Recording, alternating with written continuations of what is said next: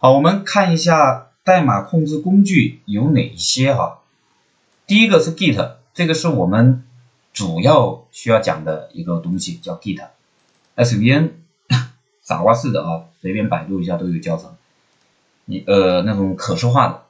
但是这个玩意儿呢，现在即将会被淡出舞台哈，因为它是什么呢？它叫集中式的一个工具，以前很火啊，但是现在慢慢的那个市场呢都被这个 Git 给吞噬了。主要原因是它的那个集中式管理不太好啊，没有分布式这么牛逼啊。回头我跟大家说一下，什么是集中式，好吧？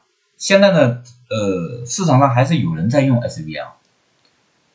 好，这玩意儿呢又称 HG， 也是分布式版本控制系统，和 Git 功能类似。有兴趣的同学呢可以去看一下。当然了，一家公司呢不可能会出现多个版本控制工具，通常选择就是大众化的，就是这个 Git。TFS 一般是用在 .NET 开发这里面用的会比较多，因为它是微软的。在我的那个同学里面啊，可能会有一些我知道的是有一些公司呢在用这个 TFS， 叫团队协作平台啊。这个呢用起来呢也是挺好用的啊，通常是在那个 TFS 在那个 Visual Studio 里面都集成了。这个是叫什么 Perforce， 它支持分布式跟集中式版本控制的一个商业软件。一看这个东西呢就知道是收费，对不对？商业软件基本上都是收费的，主要针对需要大规模协作的企业级团队那肯定是有市场才会有价值嘛，对不对？还有一个就是 CVS 集中式版本控制系统，这些年来已经被淘汰了。在很早之前呢，例如在 Linux 内核早期就使用了 CVS 进行版本控制。在这里面我再跟大家说一下第7个工具，叫 VSS。VSS 呢，它也是一种集中式的。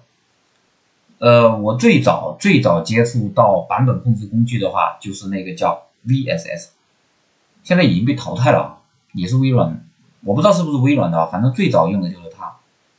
什么迁入迁出啊，那个命令啊，一旦被别人占用的话，别人就动不了了，只有你给他那个释放掉了，别人才能用，叫什么独占式的啊，很麻烦。好，下堂课呢跟大家说一下集中式 vs 分布式。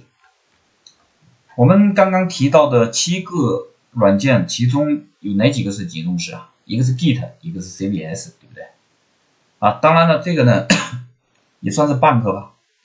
还有一个是那个 VSS， 这个呢我没有列举到咱们的文档里面了。这个 VSS 呢基本上是真的是被淘汰了，现在应该是没人用了。